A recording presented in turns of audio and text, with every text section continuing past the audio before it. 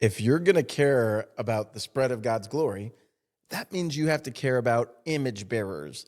And I'm talking about image bearers at every stage of the game, even the very beginning, which is exactly what we're talking about on this episode of Rural Pastors Talk. Well, hello, and thank you for joining us for another edition of Rural Pastors Talk, a podcast highlighting the advancement of Christ's kingdom in rural places, just like the town you live in. The rural church is not the baby pool we splash around in before moving on to bigger opportunities. It's not the place we're confined until we take off those training wheels. And it is not God's penalty box as a punishment for breaking the rules. No, Jesus died for his people. And as long as Christ's people live in rural places, a vibrant, healthy, multiplying presence of his church will be there too. Well, hello, my name is TJ Freeman, and I am one of the hosts of Rural Pastors Talk. I'm also a rural pastor and the executive director of the Brainerd Institute for Rural Ministry. Glad to have you along today. And today's a special opportunity for us to hear from a treasured guest named Bryce Asberg. Bryce is a Hillsdale College graduate, a Hillsdale, Michigan resident, and the director of a pregnancy resource center right there in his community. And so without further ado, let me introduce you to our special guest. Well, I have our special guest, Bryce, here with us. And Bryce, before we dive in, could you just tell us a little bit about kind of who you are, your background, what brings us together on a day like today? Excellent. Yes, I would love to. My name is Bryce Asberg, and I live in Hillsdale, Michigan, the great state of Michigan, with my wife and two kids. Michigan is a hand, we have to do that. And I live almost where my mole is. And so the Lord and his sovereignty, Acts 17, appointing times and places for all people, right, predestined me to live near my mole. Nice. Now, for those who are listening to audio only, help them envision where the mole falls. Thank you, TJ. Yeah. Yes, that's right. That's right. I forgot how vast the audience will be. Oh, yes. So vast. Yeah. So we're South Central Michigan. So we're the only county that borders Ohio and Indiana. So we're just right in the middle, right at the very bottom of the state. Originally, I'm from Washington State, Tacoma, Washington. And so suburban Pacific Northwest is pretty different than rural Midwest. But I came here initially for college, and then the Lord has directed us, and we're here now. And it's been our home for the last, my home for the last 8 years. And it's been a joy to be here. So I direct the Pregnancy Resource Center, and then we're, of course, involved in our church, and the Lord's given us various other fruitful work to be doing. But is that what you're looking for? Does that count? It is. I want to hear more about lots of the things that you just said, but tell us, how did you come to Christ? Yes. Well, by God's grace, I grew up in a Christian home and really can't pinpoint a time for you when I didn't believe in God. And I am blessed to have a non-dramatic story in that way. That certainly there have been seasons of growth and many, many different means that the Lord has used to strengthen my walk with him. And yet there has never been a time when it was clear to me that I wasn't walking with the Lord. So I'm grateful for that and grateful to have the kind of story that I pray that my children get to have as well. I'm curious, when were you baptized? Yeah, great question. Probably, I was about 13. Okay. I was somewhere in that range. Yeah. Did your church require you to give your testimony? Not as part of the baptism, right? Okay. And so not publicly before the congregation, right? So there were meetings with the pastors, and that certainly would have been a component of it, but it was not something that was written out and shared. That's a practice that my current church has. And okay. It can be such a sweet thing, just everyone loves baptisms. And that's one of the reasons, just to be so grateful and to hear the profession of faith, but then also the story of the Lord's working in the lives of our brothers and sisters is awesome. Yeah, man, absolutely. The reason I ask that is because you mentioned having kind of like the dull testimony or uneventful testimony. And I've actually heard from a number of Christian kids, hey, I feel weird getting up and telling the church my testimony because I don't really have any like major thing that I can see visibly, like the drug addiction or whatever that I'm turning from. So they feel like theirs is boring. Right. How would you counsel somebody who felt that way? Yeah, absolutely. And I even think my perspective has changed on that since being a parent, because I look at my kids and I think, oh, that's what I want for them, right? Amen. And Yeah, and we rejoice for every story of the Lord's working in someone's life, right? that's right. But that has helped me to look and just recognize, oh yeah, like this is exactly what I want for Malachi and Oakley, that would be their story. Yeah. And so that's increased my gratitude for that, because I mean, I Amen. think most of us for whom that's their story can probably resonate with that. At least maybe I don't know, maybe it's just our Christian subculture, maybe it's something in the sinful flesh, maybe whatever exactly it is. But I certainly can sympathize with that kind of feeling. And I would just say it is a great cause for rejoicing. Right? Amen. That's right. It is something we should give praise to the Lord for. Yeah, I And pray for lots more boring testimonies. Yeah. amen. Yeah. Amen. And I think, oh, maybe I shouldn't complain about the answers to my parents' prayers. 'Cause That's right. that's what it is. Yeah, that's So, totally what it is. That's right. Yeah. Okay. One more thing I want to ask you about before we kind of please. dive into why we have you here. You mentioned that you're in Hillsdale, Michigan, That's and right. that you went there for college, which leads Yes. one to believe you probably Yes. went to Hillsdale College. Is that accurate?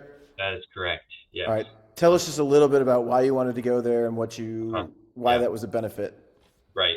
Well, I've learned that it's a little bit like the old vegan joke, right? How do you know if someone went to Hillsdale? Don't worry, they'll tell you. So That's awesome. there is a little bit of a sense of superiority sometimes that can creep in, and we always have to be on guard about that. Sure. Especially recently, the profile of the school has gone up a lot.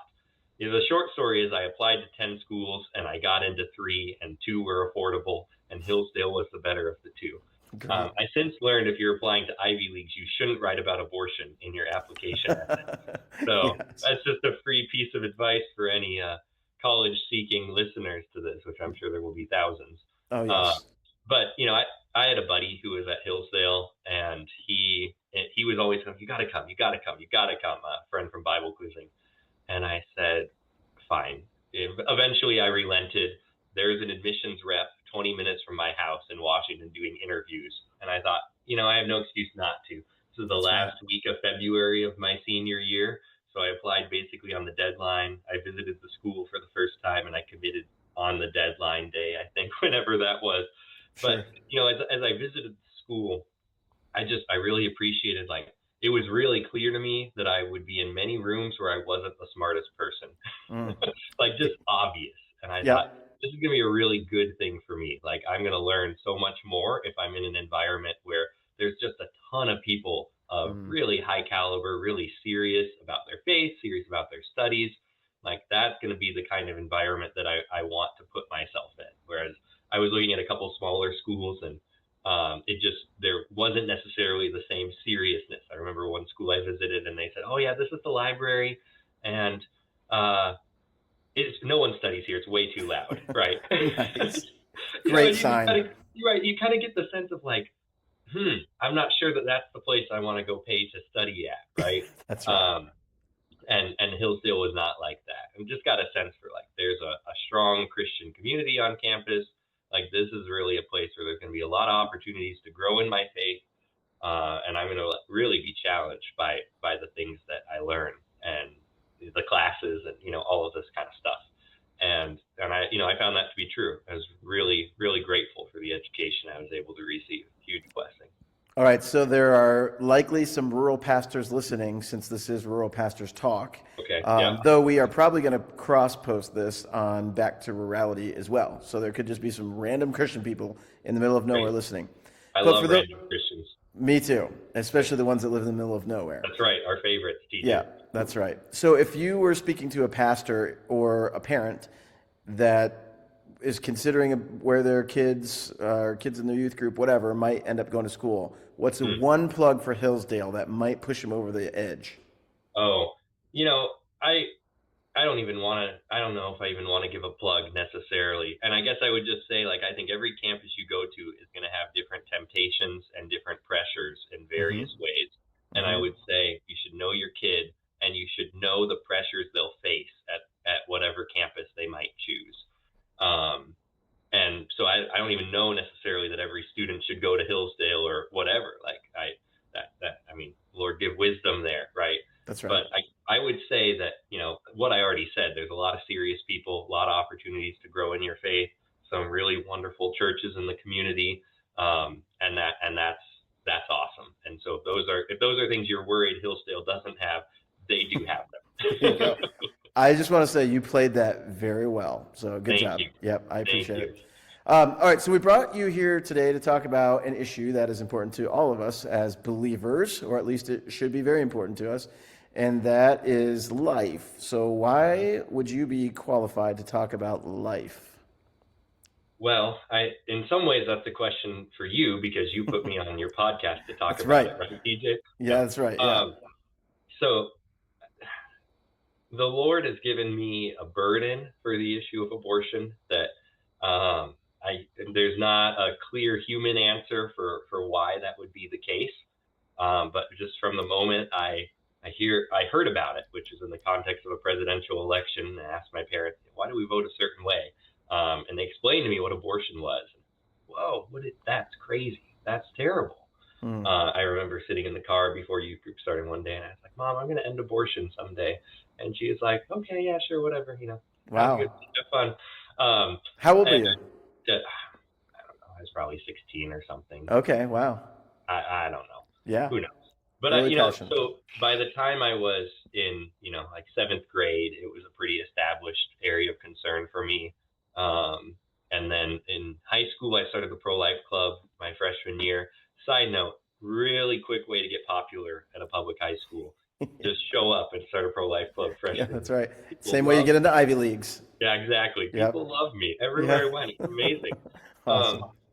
But that, and then, we almost ended up suing our school district over some discrimination.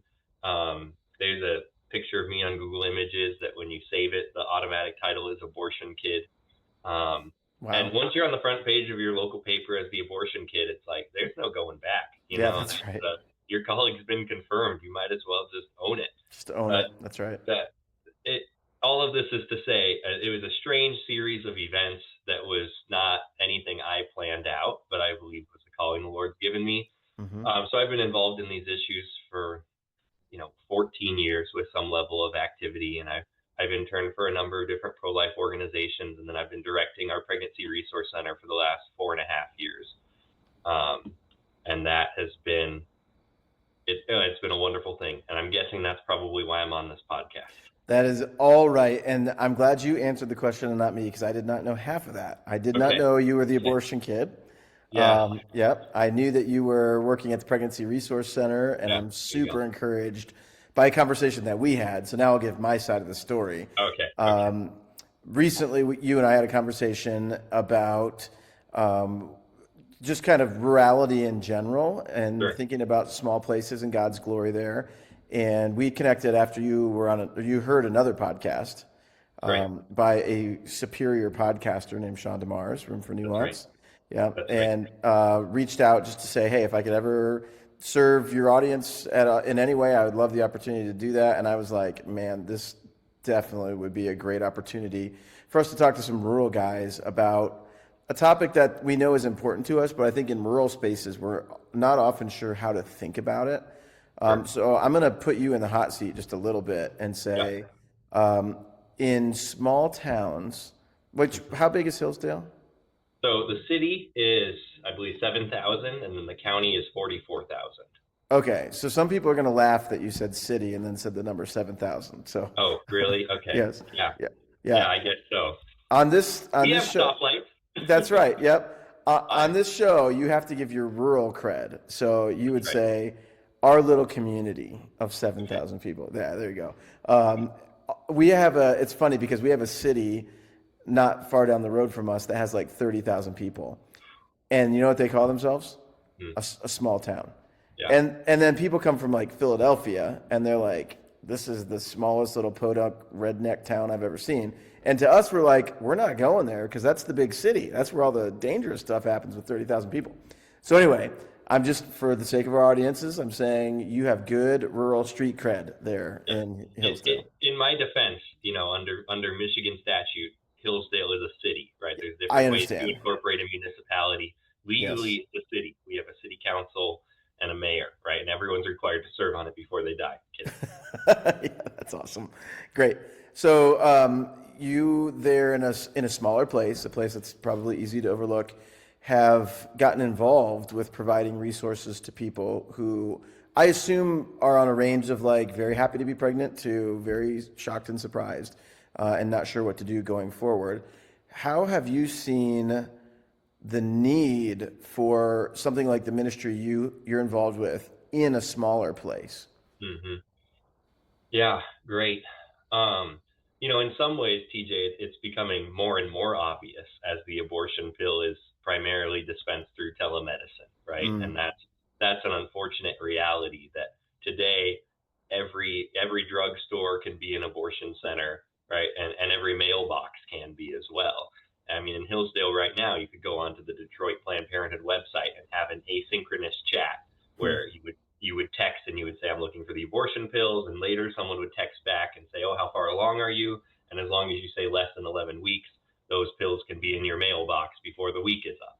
Wow. And so it doesn't really matter if you have an abortion facility in your community or not. You do, right? It's everywhere. And that just really drives it home in a way that there is no way to sidewalk counsel when the abortion pills are being shipped to someone's mailbox. And it just drives home the need that was always there, that like we have to be discipling people, right? We have to be making disciples everywhere, because you can't outcompete. Like you can't be more convenient than the abortion industry is in that way.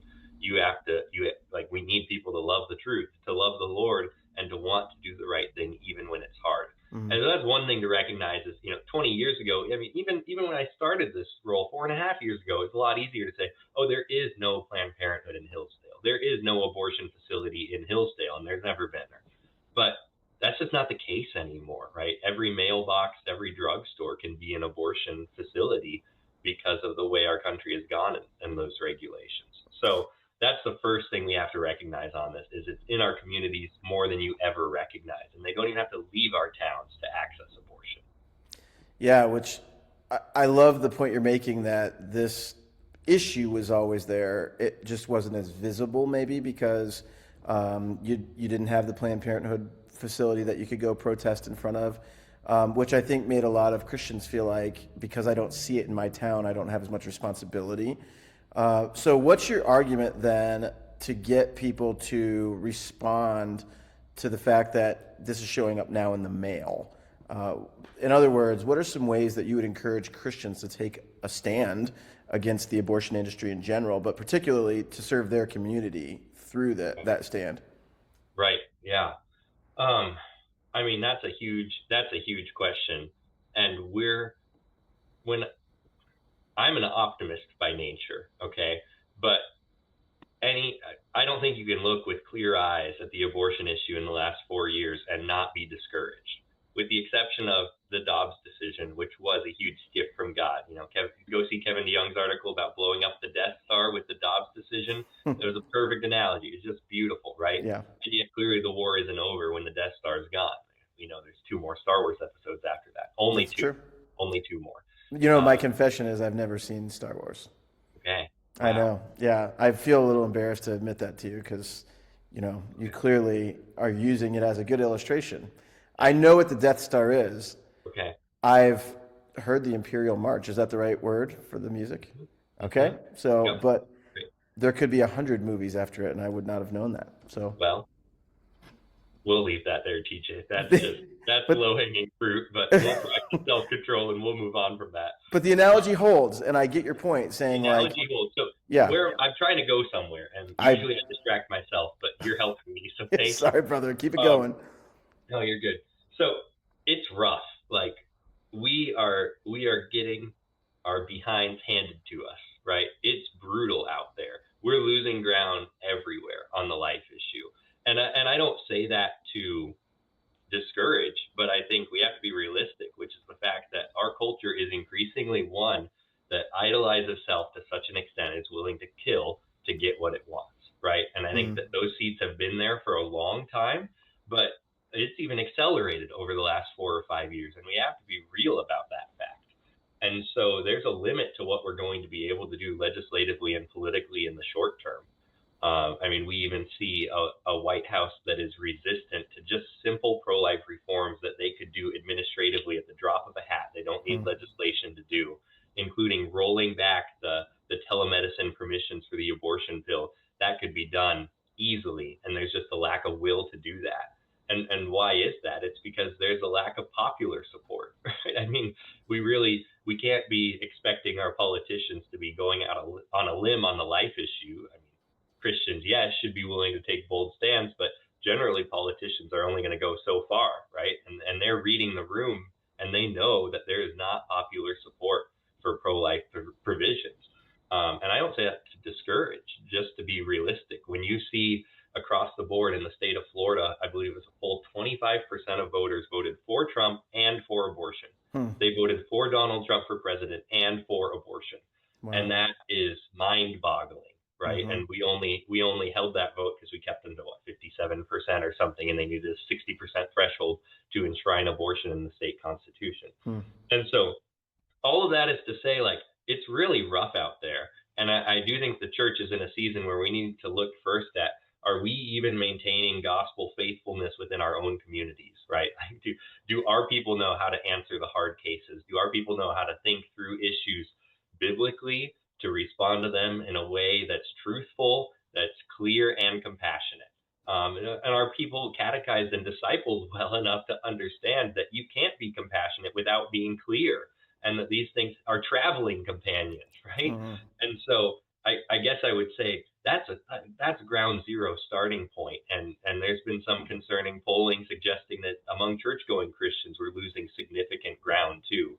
And so not that that's a sufficient strategy to change everything, but it's got to be the starting point are the people who are already attending church in our midst, like, are they being clearly taught how the scriptures inform this conversation and what a biblical perspective is and why it matters so much? Hopefully we have the chance to talk about that a little later too, why it matters so much, because we need to do that. And if we can start there, I mean, there'll be more opportunities. There's more work to be done.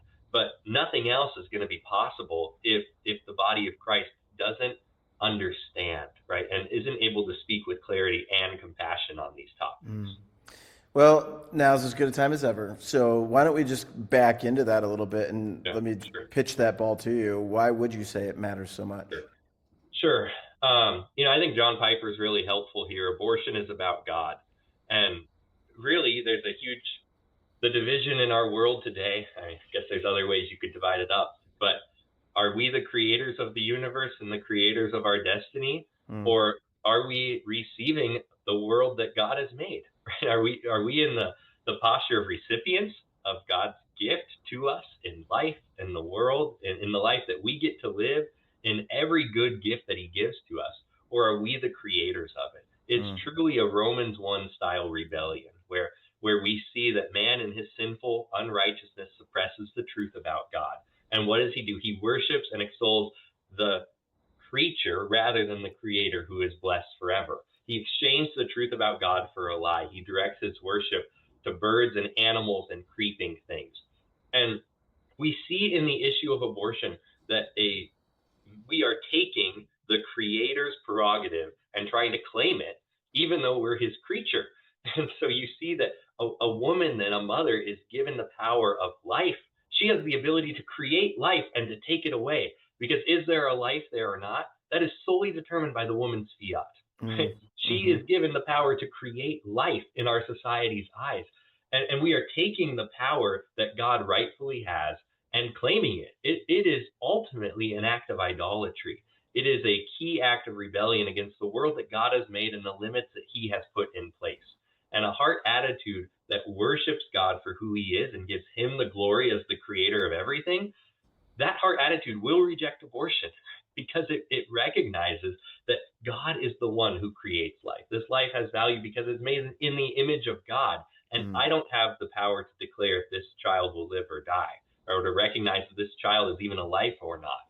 And that's the absurdity of it, right? It's like, if you lose a desired pregnancy, it's a tragedy. And yet to be able to end an undesired pregnancy is a human right. Where does that come from?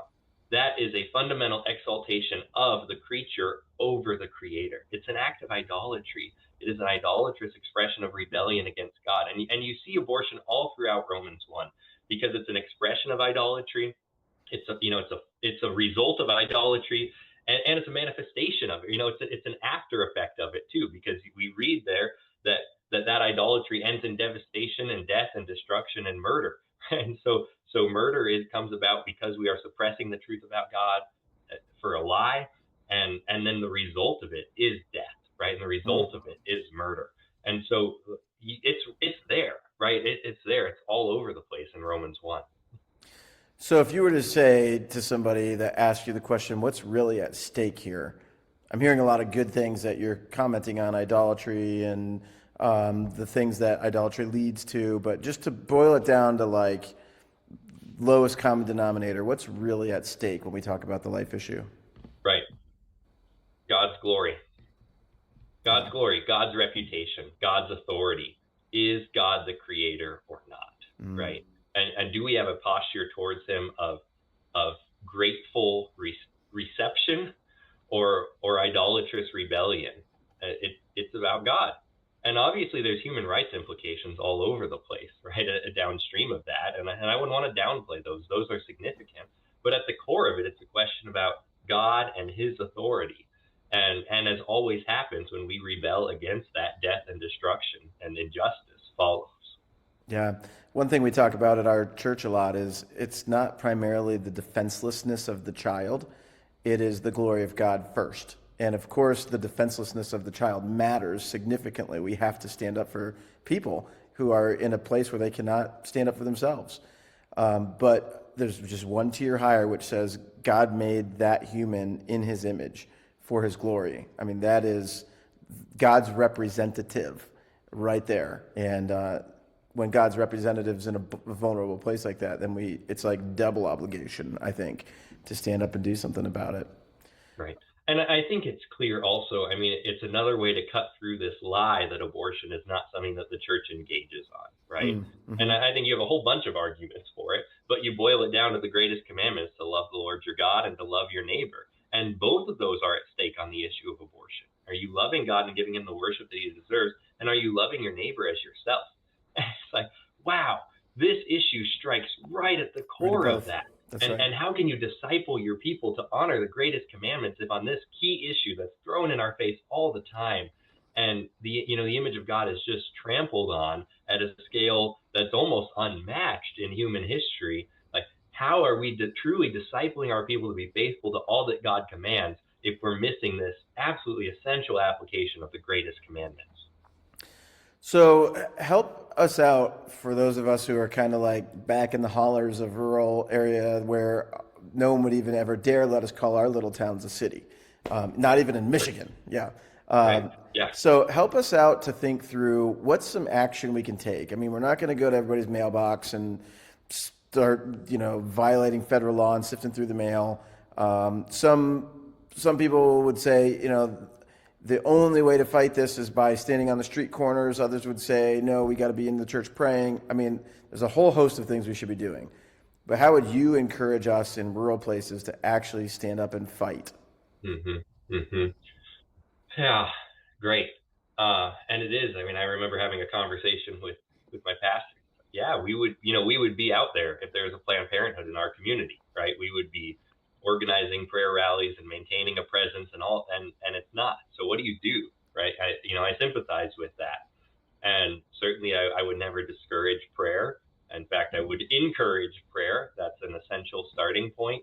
And I do think just in the rhythms of our church, I don't want churches becoming little abortion political action committees or something, right?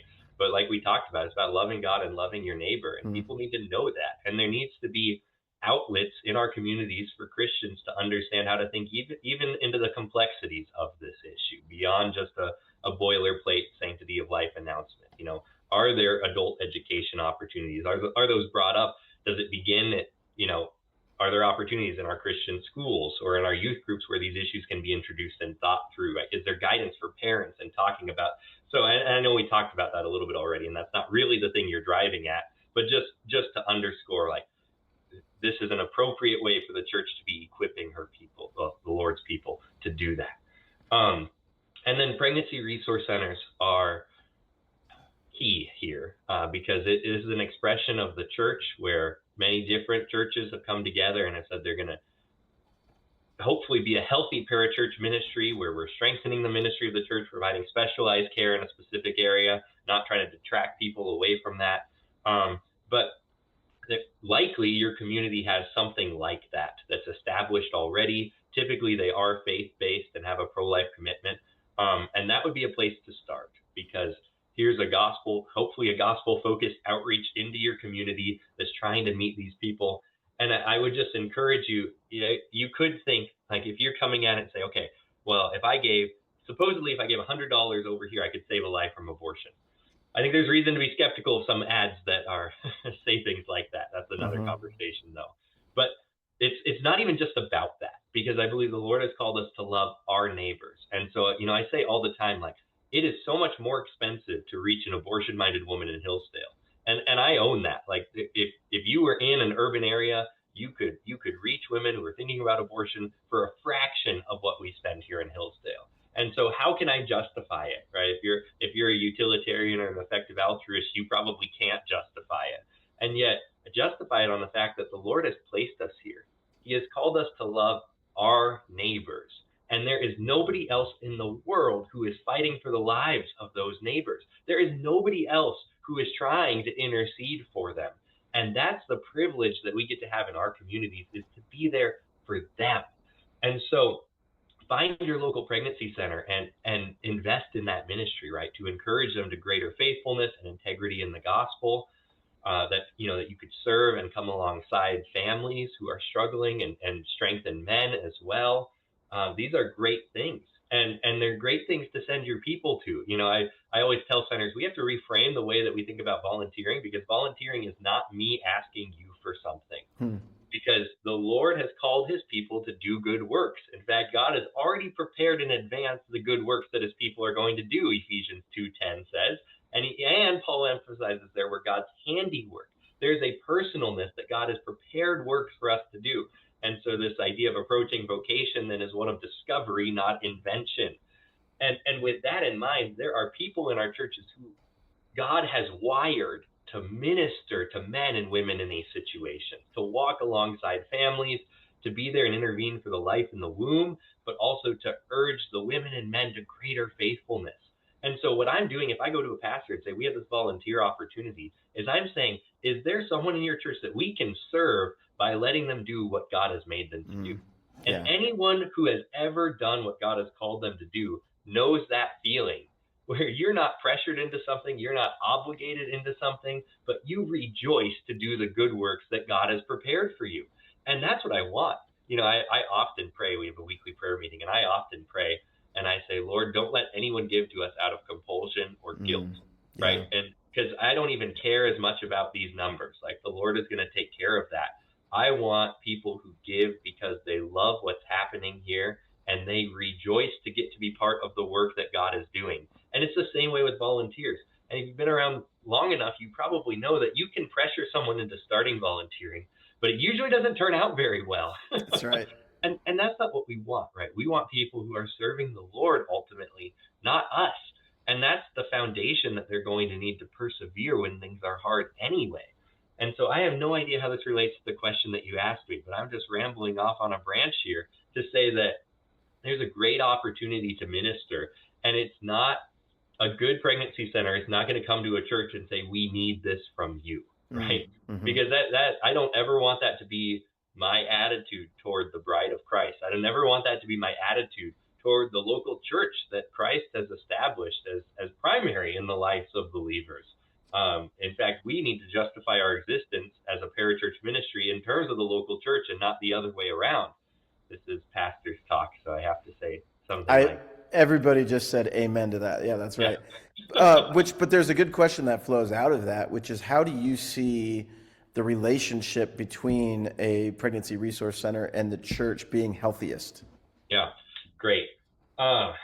Someone is going to have a better answer for me than me, and they should email me, because this is hard. Like on paper, easy, but like maybe, but the handoff is challenging. Where like the ideal textbook scenario is we provide specialized care for churches. Maybe there's someone in the congregation who needs help that we can benefit from and be a blessing.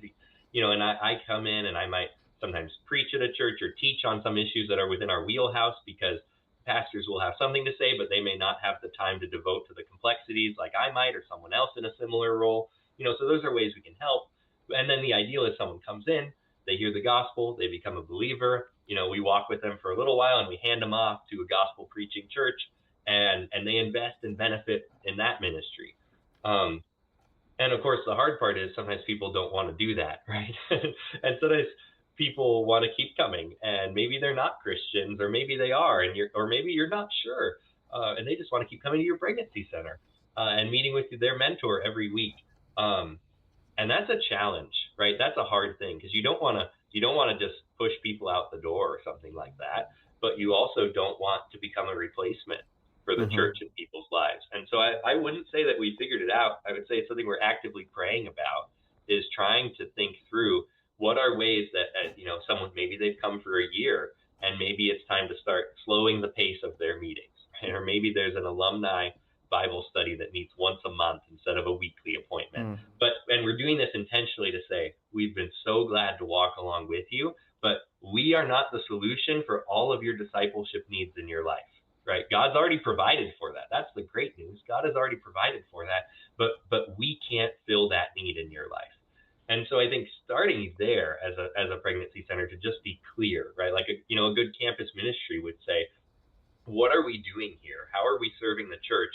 And at what point does someone not need us anymore? And that should actually be a good thing, right? I think in John 1, I love the example of John the Baptist, because he has disciples. And that's interesting, because that shows he hasn't been passive. He's been busy. He's been cultivating his influence, and people are listening to him now. And then what happens? As soon as Jesus shows up on the scene, he says, "Behold, the Lamb of God who takes away the sin of the world."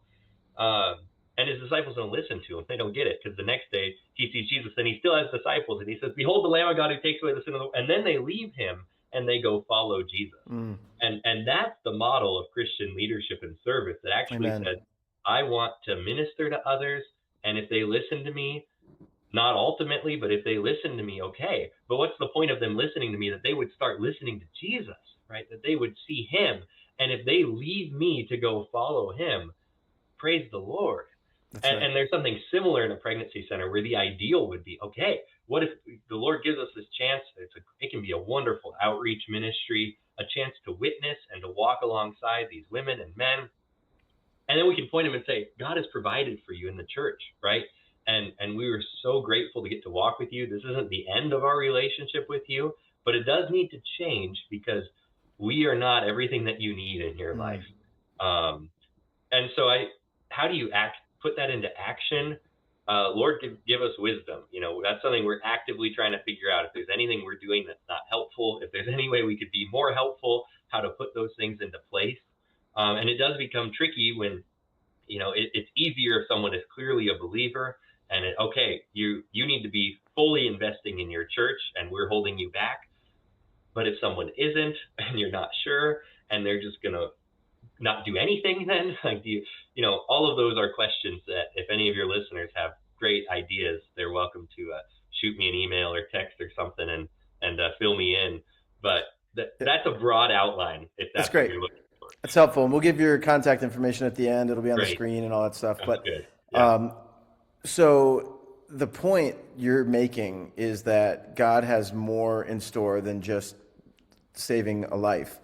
Sure. He's uniting his people with the body of Christ to keep on doing all those good works that you referenced earlier, that he prepared beforehand, that we should walk in them.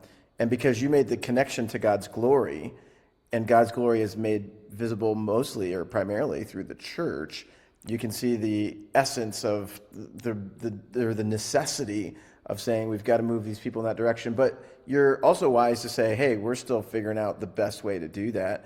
So that's on that end. What's the initial relationship look like? How do people find you? How do they get plugged in to start with? What are they looking for? How do clients find us? Yeah. So in rural areas, it's primarily word of mouth still is the main driver of client visits.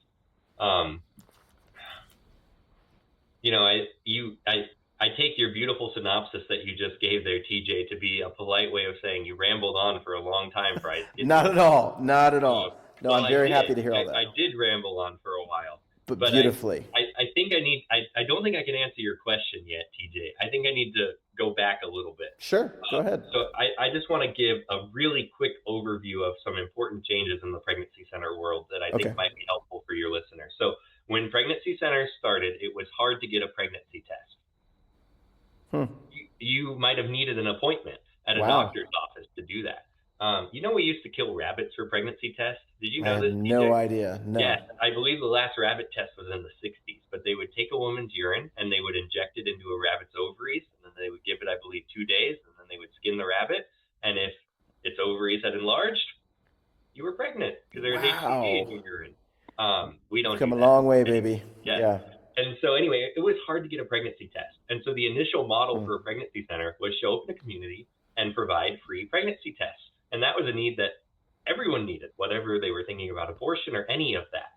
And so you could do several hundred pregnancy tests a year, even in a very small community, because everyone needed a pregnancy test, whatever they were thinking, and they might as well come and see you. Sure. That's not the case anymore, right? And so the addition of ultrasound has been absolutely essential because it basically makes a case for us for why an abortion-minded or vulnerable woman should even visit a pregnancy center in the first place. Because otherwise it's like, I already know that I'm pregnant. I don't need a pregnancy test. And so we can say, the abortion industry may not offer this to you, but you should confirm that you are still pregnant, that you haven't had a miscarriage, to estimate your gestational age, how far along you are, and to rule out an ectopic pregnancy. Right? All of those things being important for a woman's health, even apart from the interest of the child. Sure. And so that gives us an argument, but that also changes things because before it was a scattershot approach, right? Like you could do several hundred pregnancy tests, you'd serve all kinds of people, and along the way you'd find women who were considering abortion.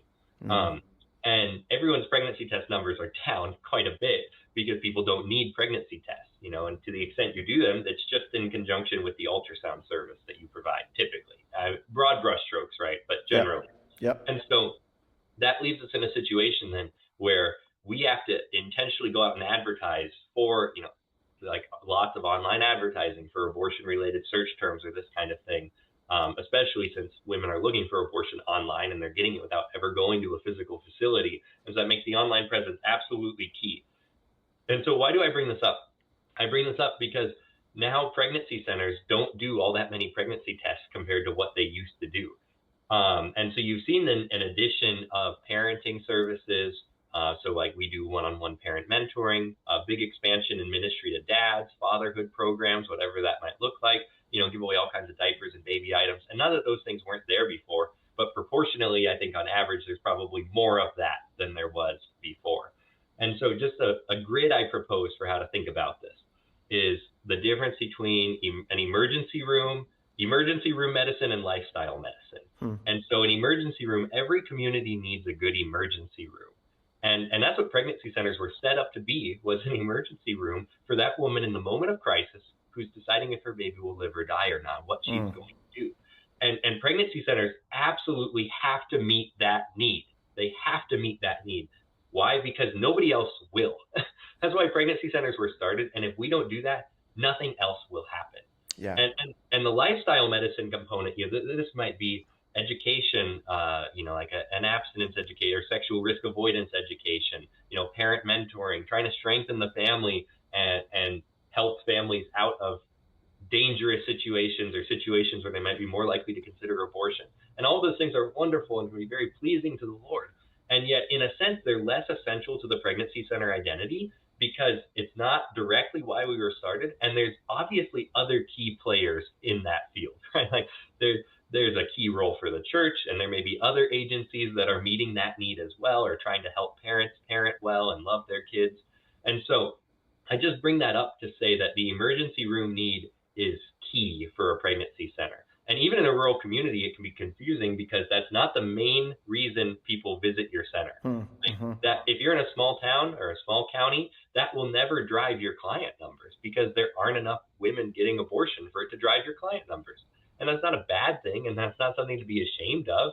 And ultimately, we would be fine if we didn't serve any abortion-minded women, as long as it meant there weren't any in our communities. Yeah. And so I just bring that up to say on the emergency room side, typically those are driven through online advertising and through paid ads that really, I mean, in a rural area, it's a needle in a haystack because there may only be one or two women at a given moment considering abortion. And so how do you reach those women? A billboard's not as helpful. That's You right. really need to be on their phones when they're typing it in. And so that's that. But then on the lifestyle medicine, as I've talked about it, that's word of mouth primarily, and agency referrals, and community partners sending you people in churches, and that factors into the pregnancy services as well. But I just bring that up to say, in my conviction, I know others have other ways of understanding it, but the way I think about it is that emergency room need is first. Like, we've got to be meeting that, because that's why we were started. That's why so many give. And just as a matter of integrity, we have to be the ones stewarding that emergency room need. And as it makes sense in our context, and as the Lord provides and allows us to, I think this lifestyle medicine can be pleasing to the Lord and can reinforce that service like it does in rural contexts where you need word of mouth, right? And you need people. There's great overlap in the communities that you serve, and you're not going to fill your client schedule with women considering abortion because there aren't that many. And so then you get to figure out how these things mesh together and to be proactive in ministering to all your neighbors. And that's an awesome privilege, right? But then we also, if I was in Ann Arbor, if I was in Detroit, my center would look very different. Yeah. We might fill our schedule with emergency room visits. And I'm not going to look at them and say, oh, well, we're better than you because we do more fatherhood education or whatever it might be. It's like we adapt to our communities. So emergency room visits, online advertising, especially broad brushstrokes, and lifestyle medicine, word of mouth, and referrals. Do you have any thoughts about places where there is not an active center? Have you been out? I mean, is that a common issue in rural spaces that they wouldn't have easy access to a center? Yeah. I mean, the more rural you get, the more likely that is to happen. And typically in that situation, though, you often have a center that is intentionally serving multiple counties. And so that would be more common. Like, it would be rare that someone would be multiple hours from a pregnancy center. Okay. I'm sure there's places like that, right? But most of the time, there's going to be a center that at least is cognizant of your community, even if they don't have physical roots there. And I think there may be opportunities even there to say, is there a way that we could minister it? Is there a satellite office that we could do? Could we loan some space from our church? Is there something we could figure out to enhance the ministry in this community specifically? Yeah. So I guess that's that. That's good. That's helpful. I just learned recently, and I should have known this, I just didn't. There's a neighboring county that doesn't have any presence of a resource center at all. And some of the other counties have tried to have a mind toward them, but we have to drive pretty far to go county to county. Yeah, right. And so, like our center in our county is trying to get something going over in the neighboring county, which I think is hugely important. But it kind of underscores the need to see healthy churches in all of these places, because more Christians who are thinking about these things carefully and understand the need to see God's glory spread will carry an emphasis much like this with them wherever they go. That's right. And not just in this area, but all kinds of areas where God's holiness is at stake. That's right. And I think that's absolutely key, right? That you can't manufacture an organization like a pregnancy center. You can't drop it into the middle of nowhere and have it work. It relies on the support of Christians. It relies on strong churches that are there. It's just one piece of the puzzle. And I do think you're absolutely right that planting strong churches or participating in revitalizing is absolutely essential and is worth doing first. Because even if you could start a center somewhere, it would flounder without the church. So that gives you the ball teed up very nicely to speak to the rural pastors who may be able to serve a resource center in their area. What's a way that you would encourage them specifically to try to help that resource center thrive for all the reasons we've talked about? Yeah, great. Know who's involved. right? Just if they haven't already reached out to you, hopefully they have. But if they haven't already, ask for coffee with the director or, with a key board member, start with the director, and get to know them and hear their heart for the ministry. And I think that will be a great indicator for you of what partnership might look like and what opportunities will be in front of you for that. And I think one of the best ways that you can influence is by people, right? Like, we need good people investing in the work. And so to think through, is there a role for you? That's actually how I got hired and started down this.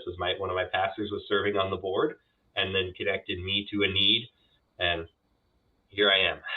Yeah. But which is great shepherding. Yes.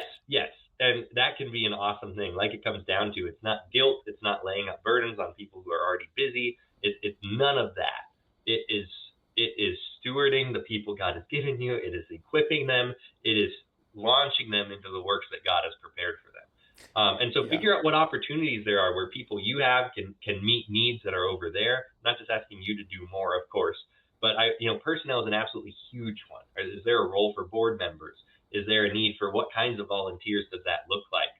So meet with the director is what I would say to start. And then, financial partnership. If this is a strong organization that you can joyfully invest in, to partner with financially is great. Centers love monthly donors, so we can count on that money coming in. Sending people is a huge one, because I think that's a way for you to strengthen a ministry from within. And then to pray. And we have a weekly prayer meeting at our pregnancy center here. And that's a great opportunity for people to come in and bring the needs of the ministry before the Lord together. And so I would say certainly that. But the biggest thing is, like, at least me, I don't want the churches to go around serving the pregnancy centers. Like, what I need the church to do what churches are supposed to do. That's what I want. Because when I look out at my community, like, the lens doesn't revolve around our organization. We're called to do a specific work and a specific mission within that, absolutely. And yet it's not about how do we make the center stronger. Obviously, in some sense, I'm thinking about that as the leader, but that's not the ultimate sense. Sure. And so I want the church to be the church and to do the things it needs to do and equip people and then send them our way, right? And cultivate a biblical way of viewing the world. And that will be a blessing when we're serving clients in the future who are maybe thinking about abortion and they've grown up in a church where they've heard the word preached faithfully. That makes that conversation a lot easier to have than if that isn't the case. And so there's lots of things we've talked about. On the shorthand, it's money, people, prayers. Those are the three things that I rely on, right? I need money, I need people, I need prayer, and everyone can do at least one of those things, right? That's right. And so that's the boiled down version. And yet I wouldn't want to lose sight of, like, we need the church to be the church at the core of it. Because again, pregnancy centers we're low on the totem pole. We're very downstream culturally. We, especially in that emergency room kind of thing, like, often a lot of decisions have already been made and a lot of cultural influences have been brought to bear. And there's now sometimes a crisis decision that needs to be made. And that's not, you don't introduce typically whole worldview change in that crisis moment, right? Sure. And so I guess I just say, like, when churches are upstream doing their job and discipling their people, that's really what I want from the church at the bottom of it. Yeah, that's great. So I'm thinking of the guys who are in a church where, like, they're really struggling to keep the doors open at all. They have a leadership crisis. They have people who maybe aren't wanting them to preach faithful sermons because they'd rather hear something else. Just a whole host of struggles in rural places. I don't think you're saying, don't worry about trying to help out a resource center until you can figure out all that stuff. Sure. So how do we encourage the guy who's going, like, all right, I'm listening to this episode and now I just feel more guilty because there's more stuff I know I should be doing that I realize I'm not doing. How would you encourage that brother to help maybe theologically try to move the needle on this conversation within his congregation, to stay faithful, moving toward a healthier direction? That was a big question. Did I ask it in a way that made sense? I'm going to say no. Okay. Give myself more time to think. Yeah, there you If go. I did understand it, that's a hard one. But give me another run at it, TJ. I think I'll answer somehow. All right, I'm going to try to ask it better. I'm trying to get better at this. I ask long, complicated questions. Okay, we can't all be Sean DeMars. Yeah, that's right. That's right. So you're in a rural church. You're struggling for 1,000 different reasons Yeah, because the church is not healthy. You want the yeah, church to be healthy. You also now, because we've had Bryce on the show, are going, okay, I also need to help my church think better about the life issue. yeah. What's like something that this guy can do that's going to help move in that direction without, being dishonest about where he's actually at in the process of trying to shepherd this flock? Yeah. Are we addressing here the concern, especially that the congregation doesn't want to hear how to think biblically on the life issue? Is that Well, no, I think that could be the case, but like in okay? a lot of rural towns, Yeah, the more you get into the word, the less interested the congregation becomes. I'm stereotyping, but I've just talked to a number of rural pastors who have said, my people aren't hungry for the word. I'm just trying to get to that level at this point. mm-hmm. And so what I guess I'm saying is, I heard you say, in one sense, we're kind of downstream or lower on the totem pole. Sure. And I don't want that to come across to anybody as you don't have responsibility in this area. At the same time, I don't want them to feel like we're saying, hey, here's one more heavy weight to all the burdens you already have. Right. And I Right. might be asking a question that there's no real good answer to. Sure. Sure. Okay. Lord, give wisdom. So it's a big question. And there's a lot there. And I do think that there's a prudence decision. There's a prudence factor of how much can we reasonably take on here, right? You can, like I had a mentor tell me, trucks drive straighter under a heavy load. And that's a great saying for a young man. But obviously, there's also an amount of weight where the truck just doesn't drive, right? It just breaks. Yeah. And so there's, both of these things are true. But it's also true that sometimes in the Lord's economy, it is not a zero-sum game. And I guess the real question is, what does faithfulness look like here in this context? Yes, being a wise steward of our resources. Yes, recognizing the limitations that we have. And yet, if it really becomes clear that the Lord is opening a door and is calling you to step through it, then there can't be any fear there. And even in my short years here at the center or other ministry efforts I've been involved with, I see that God doesn't bring all the people before you do it. There's a stepping out in faith, almost as the lepers are healed as they go. Like the Lord provides as you go, and you say, "We're starting this fatherhood class," and God brings the people as you're doing it. Mm-hmm. You're like, "I hope this works." Yep. I don't know that it will. And there is something that, when I first started at the center, our hours had reduced. It was COVID. We were short-handed, and things had been really pretty rough. And for whatever reason, I don't know why I knew this. I think the Lord might have just made it clear to me that first thing we needed to do was expand our hours again. We'd had reduced summer hours, and it was like, you just have to do it. And I didn't sit around and think like, okay, do we have I didn't have the perfect mapping out of it. It was just really clear this had to happen. And so at the first staff meeting, it wasn't, can we do this? It was just, we're doing this, guys. Write down what hours you're available, and we're going to figure this out. Mm-hmm. And he provided for that to happen. But that's just an instance where, and maybe even in my flesh, I really think the Lord protected me on that one. Would have been, okay, wait, play it safe. You're just here. Things are hard. You're not sure how it's going to work. And yet, I think that was absolutely key in creating momentum that we needed to be able to move forward. And so all of that, this is very generalized because I don't know someone's specific circumstance. But a general principle is, the Lord is going to provide for the work that he wants to get done. And so if there's an opportunity here for faithfulness, then it's not a zero-sum game. And I just think that's so true that, as our ministry gets stronger, other ministries get stronger too. Mm-hmm. And I see that. And if you send someone and they volunteer at a pregnancy center, and Lord willing, they're going to be stronger when they come out of that too. And so we do have to break out of that. And I don't, again, lots of hardships, lots of problems that are challenges that could be facing a pastor in this situation. And so I don't want to, talk down to it or say like I've got an easy answer. No, But a general principle is, if the Lord's calling, he's going to provide. And he typically doesn't provide before. He That's provides right. during and just in the nick of time. And it may be that a challenging step of faith, faithful obedience, may be what he needs to actually turn the tide of momentum in the church. And so if he's calling and you believe that, then step forward in faith, I guess is what I would say. It's good. You answered that very well. I think that was a home run because the reason I asked the question is because often the feedback we get, particularly on Rural Pastors Talk, is, hey, brother, I am trying really hard. And sometimes when I listen, I feel like now I just have more stuff I did not even know I wasn't doing good that you're telling me about or exposing me to. And so I don't want that burden to be there. But at the same time, I don't want to lift it enough to say like, hey, you get a pass because things are tough or you're doing this. And you threaded that needle very well. And what you described, I think, is something that I've been thinking a lot about is just you got to be scrappy.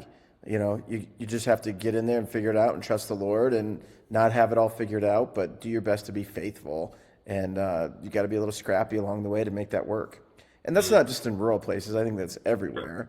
But sometimes we think of ourselves a little differently in rural places because no one's necessarily speaking to that particular issue. So I think I just appreciate that answer. It's good.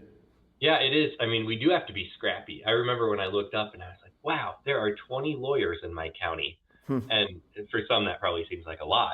But just growing up in Washington State, I thought lawyers grew on trees. I thought, like, you want a lawyer, you could just find a lawyer. And there just may not even be a lawyer in your county who has those convictions or has. So, you're like, oh, you need a lawyer on your board. Good luck. Yeah, that poor handful of Christian attorneys who are called to serve on every organization's board. But no kidding. That's just to say, that there is a need for that scrappiness. But I love, the Lord has really grown my heart for this community, and we're so grateful to be able to be here, raising our family here. And there's so many things we love about it. But one of the things that I think is so exciting, and I hope that there's some encouragement in here too, is that the Lord has given us an opportunity to minister in a community where we can see the results. If I was in a city, I wouldn't know. I mean, I could know at an individual level, but you can invest your life in a community of a scale where you can see when the Lord is answering your prayers and when he's really changing hearts and transforming lives by the power of his word. That's an awesome opportunity. And, that excites me to no end, TJ, to think we can see, we can watch what God is doing. And it's possible to see a church and to see a community transformed by the gospel. And you can actually watch it happen. And that's such a cool thing. I always, when I talk with rural centers, I have a talk I do because we face the same kinds of discouragements. And we have these pregnancy center conferences. And I remember going and thinking, well, that sounds great if I had an HR person. That sounds great if I had someone who could do that. And that exact kind of feeling where you're like, okay, yeah, here are all these things that I'm not going to do.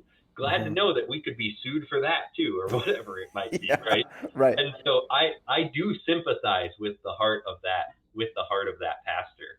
And you don't want to give an excuse like, yeah, okay, you are a small town. You should still respect client confidentiality. You should take it really seriously, this kind of a thing. Yeah. But I just say what we have to do is we have to accept our constraints and we have to play to our strengths. There's a jumping spider on my computer monitor. Oh. I'm horrified. I hope it doesn't jump.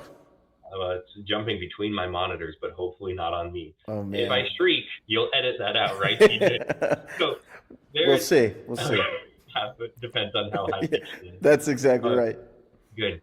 So it's going to crawl across my camera screen here in a second. Anyway, accept your constraints and play to your strengths. And that's absolutely key because there could be a temptation to grumble and to, we don't have this. There aren't rich people in our community. We don't have that. We don't, there's no CPA who's going to serve on our board. There's all of these things, and they may all be true, but we cannot grumble. And the key reason we cannot grumble is because the Lord has placed us here. I talked about Acts 17 earlier, and the fact that the Lord is sovereign and he appoints people and times and nations and languages. And so if we believe that God has placed us here, we cannot complain. We cannot grumble, because to do that would be to complain against God and to say that we've got a better plan than him. There's a reason God hates grumbling and opposes the proud. And it's because it's rejecting his sovereignty and saying that we know better and we have a better plan. And so we have to figure out a way to read the playing field realistically. There are things you're never going to be able to do, right? There are staff positions you'll never be able to have. There's all of these things are true, and it does no one good to close our eyes and pretend otherwise, right? That's right. Accept our constraints without grumbling. But then the second step is we have to look around and we have to say, what are the opportunities God has given us, right? There are real opportunities in rural areas. There are doors that are open to us in the pregnancy center world, and I'm sure for churches as well, that are closed for everyone else. You know, I talked to a center in an urban area, and they say, I can't believe you guys get the same number of court-referred clients as we do, and our population is 20 times as large. Wow. Because we can cultivate relationship and meet needs in a desert where others can't. You know, so it's like, if you go plant, our church is working on planting now in a pretty remote part of our county. It's like, when was the last time something opened in these towns? And if the church shows up, like, people will notice. I really think people will say, wow, we thought everyone had forgotten about us, but right. Maybe God hasn't, if these crazy Christians haven't, right? There are doors that are open to us. And so we have to stop grumbling so that we stop dishonoring the Lord, but then we can move into playing to our strengths, because there are doors that are open that we have to take advantage of. And this grumbling, Satan's going to try to keep us there in that discouragement. And it's not that it's not hard, and it's not that there aren't real limitations to our ministries, because there are. But we have to stop grumbling so that we can do the work God has prepared for us to do and play to the strengths he's given us. That's good. Brother, I want to join you and just preach that. This is so encouraging and so helpful. And it's to come back full circle. This is all about the glory of God. He created this whole planet for the display of his glory, and we can do it in a place very few people are looking, with results that very few people get to see, not because we've done something well, but because there's just so many fewer people, and you can actually watch it unfolding right before you. And it's a delight. So before I get to two final questions, probably the most important questions you've been asked in your entire life. How many holes does a straw have? No, I don't have that nonsense. Okay. Yeah, I have real, actual good questions. Okay. All right. So the best way to get a hold of you, and like one or two reasons why people might want to. So let me give one of those reasons. I'll let you give the other one. I think people might want to get a hold of you because they are from a center in a rural place and they have some questions, or because they're a pastor in a rural place and they just want to know, hey, I don't have anything really going on here in this area. How can I get something going? They may have questions related to those things. You, however, know some of the things that you've experienced, walked through, learned, grown in. Why might you encourage somebody to reach out to you? What kind of things do you know or have you done that they may be blessed by? Okay. Interesting question. So why would someone get a hold of me? Well, I've got a great pork rub and I love to smoke meat. There you go. All right. So I'll take it. That's another reason. Yeah. No, I do want to be careful here because I'm 27 years old. I'm pretty sure that's right. And so there's a lot of life left to be lived, right? And so especially as if there's a pregnancy center or someone, I would want it to be a peer relationship in the sense that we're figuring these things out. And I do want to be careful of, I've got lots of opinions and I like to talk, but I don't want to be presenting myself as an expert here in a way that I'm not, right? Sure. So just that caution there. I don't know. If there's any way I can encourage someone, I'm happy to. If there's anyone connected with the pregnancy center, I'm always happy to talk and love to hear what you guys are doing and is working well for your community. Your reasons were good, TJ. I don't have anything better than that. So, I'll give you one better. You mentioned some talks that you have. So if they wanted to have you come share a little bit, is that something you'd be willing to do? or Yeah, consider? possibly. Right. Sure. I mean, I talk. I do like to talk. Yes. Okay, there you So go. if I'd be happy to explore that. Right. I In I talk addition, about, yeah, abortion. no, sorry, I was going to say, in addition, Yeah. you have thought through this matter not only from a theological standpoint, but from a strategic standpoint, and you may be able to help others think through the three things that you mentioned earlier: prayer, money, and people, Sure. and Sure. coming up with ways that they can talk about that from their center. I mean, there could just be a number of those things that I think might You be could be my useful. agent, TJ. This is good. Like Yeah, you're selling me a lot better than I am. I I love know. it. I tried to let you do it yourself, but I know, and I failed, yeah, so that's that's fine. okay. No, you did Um, great. yeah, I mean, I'm happy to. I'm happy to talk about any of that. You Cool. did. You did very good. Thank you, TJ. That was Awesome. helpful. I hope. Yeah. I'm glad this is recorded, so I can put that in my LinkedIn bio or something. Yeah, yeah, please do. And brother, I am hoping lots and lots and lots of people watch this for the sake of hearing everything that you've talked about today. But in particular, I think that piece of getting down to this is about the glory of God, and therefore we have a responsibility to engage on this level because of who we are fundamentally as Christians. So super helpful. Here's my two really important questions. Yeah. This you will be measured for the rest of your life by your answer to these two Okay. questions. All right. Number one, I'm going to give you what I think is a softball, but don't be embarrassed if you trip over it because Okay. better men than you have. All right. Okay. All right. What is your favorite hymn? Oh, yeah. I was just asked this question yesterday by one of my staff. Wow. Okay. I don't. My wife will tell you I don't do favorites. Like as soon as you say favorite, I just get Yeah, tripped up. It's like I how do I understand. choose? And so I will. One of my favorite lines from a hymn right now. My son is 2.5. He loves "Crown Him with Many Crowns." That's Okay. one of his favorites. It's a dentist's favorite hymn, right? But just this verse, right? Crown him the Lord of life, who triumphed o'er the grave, who rose victorious in the strife for those he came to save. His glory is now everything, who died and rose on high, who died eternal life to bring and lives that death may die. Amen. That is one of the greatest lines ever, right? Who Yeah. died eternal life to bring and lives that death may die. That's the kind of stuff we just have to inject straight into our veins, right? Amen, brother. Yeah. That's awesome when you hear that, and it's wonderful. So I do love that hymn, but especially the last part of that. I think it's the third verse. Maybe it depends on your hymnal, but Sure. that's awesome. Yeah, that's great. And let me encourage the listener, if you picked up on that passion, that's the kind of passion that as we introduce songs, we should have when we help our congregation sing. To stand and say, turn to number 327, and we're going to just sing this together, and then you kind of all mumble through it. You can go right over that line, and familiarity makes it seem unimportant. But that kind of passion that says, no, let me think about this carefully. This isn't just a hymn for dentists. This is a hymn for all Christians, and we need to sing this with passion.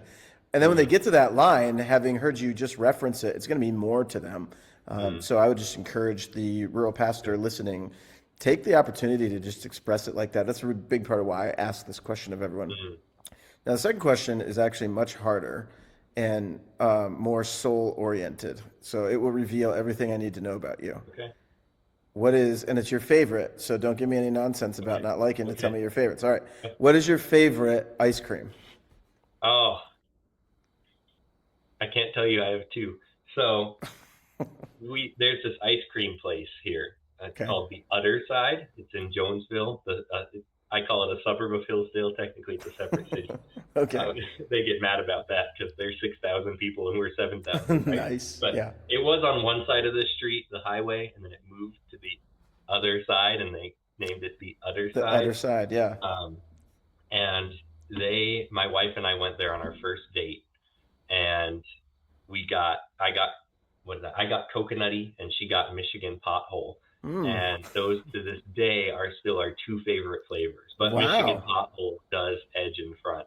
Okay. What's in it? So Michigan pothole is a chocolate. It's almost a dark chocolate with like fudge tracks, not just like gooey fudge, almost like cookie crumble fudge. Okay. And then like peanut butter cups, but they're just chocolate all the way through. There's no peanut butter in it. Yeah, so it's nice. just a chocolate, and you get it in a waffle cone.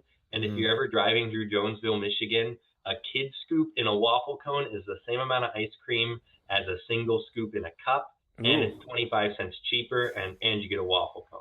That's awesome. So a kid scoop of Michigan pothole in a waffle cone, and my whole family shares it. And then we can go twice as often because we share. That's great. So you that had was me way more detail than you wanted. No, that's exactly what I wanted. You had me on your side until you told me you share it with your family. That's crazy. What do you get, like 2 bites? It's a lot. I'll send you a picture. It's a lot of ice cream. It's not, it's really a good place. There's no quantity that I would ever think was shareable with the rest of my famay. So no, that's the difference between you and I, TJ. Yes, it is. That is what separates the men from the boys. Yes, it is. Yes, it is. All right. Bryce, this has been a wonderful conversation, brother. I am so thankful for your time, and I hope we get to have more conversations in the future. And maybe I'll be in Hillsdale someday. Maybe you'll be in Wellsboro someday, but I'd love to be able to connect face to face. Sounds great. We could share ice cream. Maybe. We might need 2 scoops.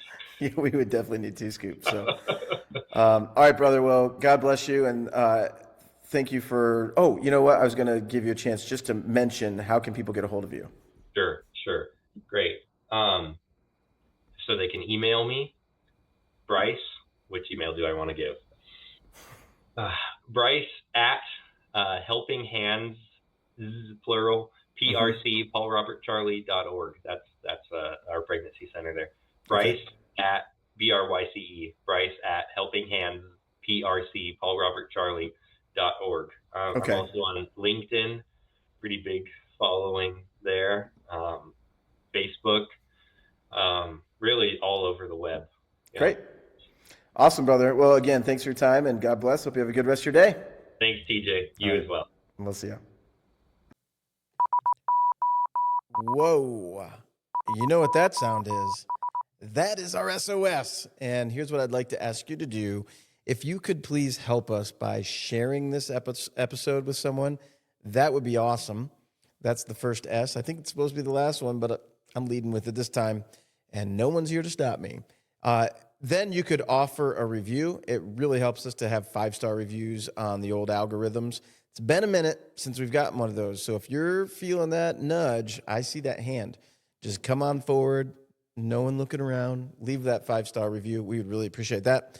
And then you could subscribe. Man, that helps us a lot. Subscribe to our YouTube channel if you haven't done that. That would be a blessing. And then subscribe on Apple or Spotify or wherever you listen to the podcast. Serves rural churches well when you do something like that, because we're doing our part to try to talk about matters that help in the rural church. You can do your part by answering the call of our SOS. And with that, though, I want to thank you for joining us on this episode of Rural Pastors Talk, and we'll see you next time. Well, thank you for joining us for this episode of Rural Pastors Talk, podcast highlighting the advancement of Christ's kingdom in rural places, just like the town that you live in. It's our delight to be able to have conversations like the one we've had today with Bryce. We hope you stick around for even more, and we'll see you next time on Rural Pastors Talk.